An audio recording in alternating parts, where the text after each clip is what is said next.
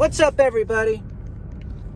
Today, let's talk about J versus P. So J types, they're bigoted. They're bigots. Just kidding. So J types, you know you're a J type if within the first few seconds of meeting someone, you're already making really strong judgments about them. So J types, like the name says, it doesn't necessarily mean they're more judgmental, but I mean, J does refer to your orientation, does refer to a judging orientation towards the outside world. That's really what J means. Means you live the way you interact with the outside world is one of judgment. So you try to order and control the outside world when you're a J type. And perceiving types just want to live and experience and absorb and probe and gather information. Now, it's not to say they don't make judgments, it's just not their priority. Their priority is to, not as far as the outer environment anyway. It gets more complicated than that. Let's not, because introverts are introverted judgers when they're perceiving types, but that gets a little more complicated. So the IPs are actually internally are actually J types. But we're not going to go down that road. Just going to stick with JP basics. So J types generally speaking, they live based on a lot of assumptions. They're much more likely to make false assumptions because J types would rather make a conclusion about something or someone than leave it up in the air. They tend to do this, depending on their level of development. Some are worse than others. Like for example, I've met a lot of J types that will, when they gossip about other people, they make all these assumptions that aren't based on anything at all. And it's like they like to label people, especially SJs. They like to kind of put people into these certain boxes. Like, oh, no, he doesn't do that. He's a jock. It's like, no, this guy's a nerd. No, this guy's a jock. It's like they want to label everyone. And if you don't confine to their labels, it throws them off. They you have to be in a box. And it's like perceiving types, see the idea of boxes at all as anathema. Because it doesn't work that way. J types want to order and structure everything because it makes them feel better. That's how they want to live their lives. It has its advantages, it has its disadvantages. The problem is, though, we live in a J-dominant society that prizes J, and perceiving types are oftentimes seen as childish or irresponsible or whatever. Oh, you need to dress more like an adult. You got to start brushing your hair better, and you got to. So J types have a tendency to think that P types just need to grow up and they need to start acting like an adult, and they don't understand that P types just kind of the way they are. A lot of P types, they don't really care. They don't really care about looking prestigious or looking, having nice things or having all this, prestige. A lot of J types are very concerned with what other people think. They want to be perceived as higher status. I don't give a shit about that. Pretty much every job I've ever been at, within the first couple weeks, they're always like, that guy's a supervisor because I worked my ass off. It's just something about me. I don't know if I'm just I don't know. I honestly don't know what it is, but for some reason, every job I go to, everyone loves me. Everyone's drawn to me. Everyone wants to talk to me. Everyone thinks I'm going to be a supervisor, and it's and they don't understand that my personality is not good for a supervisor because I like to just work. I don't like to control people. I don't like to be in charge of people at all because then my entire day is talking to people, and that's not how I want to live my life. I'm pretty much always absorbed in thought, in some sort of next project or whatever. There's always something going on. And it's like, if I have a job where I'm forced to interact with people the entire day, it actually is very stressful for me because I don't have any time to think. I don't have any time to just stop and reflect and think. It's very imperative for IN types to have that time.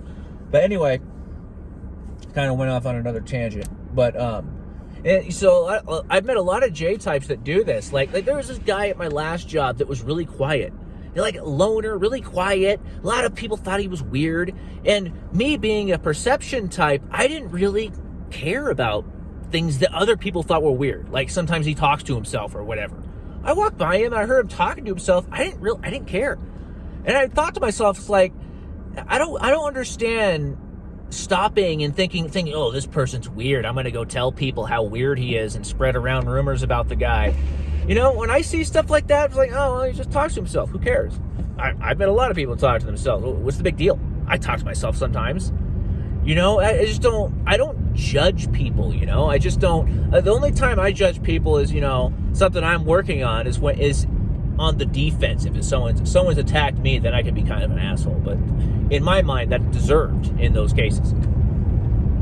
But, I withhold judgments. Perception types withhold judgment. And really what it comes down to is curiosity. J types, with the exception of INFJs, they're an exception in a lot of ways, actually. J types, generally speaking, aren't very curious people. My brother, ENTJ, it drives him nuts how curious I am. I just want to know the explanation for everything. And because he doesn't understand this curiosity, it's very common for P types, especially NPs, the most curious. Because he doesn't understand being curious, he attributes false explanations. And it's not just my brother. It's like so many people, so many J types. I run into this all the time, all throughout my life. People will think, oh, why do you care? I get asked that all the time. Why do you care? It's because I'm just a curious person. I want to solve problems. If something doesn't make sense, I want a solution to it. And because they don't understand it, they attribute false explanations to it. They say, oh, you care too much what people think. It's like, I actually don't. Like what this person did or how they treated me didn't hurt my feelings. It doesn't bother me. I'm literally just curious to know why. As simple as that. And it's just curiosity actually irritates a lot of people, especially J types. I've heard it all my life. It's like, why do you care? I get asked that all the time. Like, why wouldn't I? It's fascinating. Anything that's a problem that needs to be solved is fascinating to me. Like if I start a new job and I find that someone is nice to everyone but me, I've never spoken to them before. My natural curiosity is like, I just want to know why.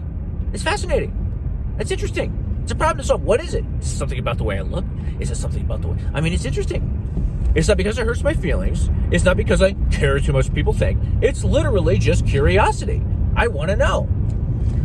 So many misunderstandings that I've had to deal with being my personality type, which many other INs listening will definitely relate. INs are the rarest types, and they get a lot of shit, generally speaking. Because they tend to be so different. They tend to be so independent-minded and so, original, unique. They don't care about your stupid conventional social norms. They don't care about your stupid, material possessions, and they're really insignificant at the end. In 100 years, when we're no longer around, does any of this material matter? And this sort of, metaphysical take on life. Actually, to some ES types, it actually pisses them off because you're different. They don't like people who are different. There's a lot of people, especially out in the country, like they don't like anyone who's different than the norm, and they instantly start drawing these conclusions about you, like, oh, he's different. It's not good to be different. There's actually people out there that view things like that. But anyway, getting off on more tangents. I just don't understand making judgments about people. I really don't get it. I don't make judgments about people until I really get to know them. I understand them. Same thing with typology. Like when I'm typing someone, I usually won't type someone unless I research them. Like I'll actually look up their biography. If I'm typing a celebrity, I'll look up their biography. I'll read everything I get my hands on because I want to understand this person. I don't understand just watching a couple videos where the person's probably putting on some sort of persona or guard like most people do when they're in an interview and just typing based on that. It's just in my mind, it's irresponsible. And that also comes back to the JP because it's natural for perceiving types. They want to keep putting off the decision to, it's something they need to work on too, obviously, to make a decision at some point. But this is why perceiving types tend to be more accurate than J types, is because they want to gather as much information as humanly possible to make the most accurate decision. Whereas J types, they prioritize the decision, so a lot of the time the information takes back seat. The gathering information is almost like less important to J types. They'd rather make a decision, and oftentimes they're comfortable just altering the decision later. And I can't imagine just making a decision that's wrong, you know. But anyway, that's just me. So yeah, just don't understand that about a lot of undeveloped J types. The strong judgments, like, you know, there was a lady I walked past the other day too that was talking to herself. I didn't care. I never think to myself, oh, that's weird.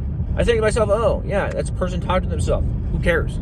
You know, there's certain people that kind of make me uncomfortable, like, you know, like a homeless person screaming at a building or something. I understand being uncomfortable around someone like that, you know, and like irrational and unpredictable, like they could pull a knife on you or something. That makes sense, but I don't put them in these boxes and say, oh, this is, you know, a lot of J types really like to put people in boxes. Like, oh, he's one of those types of guys. So he probably goes to bed at 9. He probably does this. He probably does that. And it's like all of these attributes that they're, you know, putting on this person, attributing to this person, attributes that are attributing to this person, just based on this label. And it's just like, I just don't get it. And it's anti-information. It's anti, and you know, this isn't hate on J types. Obviously, the undeveloped ones mainly that are that bad. But I just don't get that. I think the world would be a much better place if people would withhold judgment a little bit and give people the benefit of the doubt. Maybe ask some questions before you judge them. You know, I mean, so many people I've met, particularly the you know, well, especially like ESFJs, just make these false assumptions about people. I mean, that would drive me nuts, living based on so many false assumptions. And it's like they don't even care to know the truth. It's like they like to have their mind made up so much that they don't even care if they're wrong. It's like they just made up their mind. If you correct them, and if you correct them, they're like, no, I gotta believe I gotta believe my labels about this person. I just don't get it. You know, I'm much more accepting of people, especially people who are different. Or, I mean, I guess partly that might be because I am an IN. And I've experienced that. You know, my voice is giving out, guys. Anyway, thanks for watching, guys. Do me a favor, leave a comment. Let me know your type. It really helps the algorithm. And leave a like, same thing. Really helps me out. I appreciate it. Thanks for watching, guys. See you later.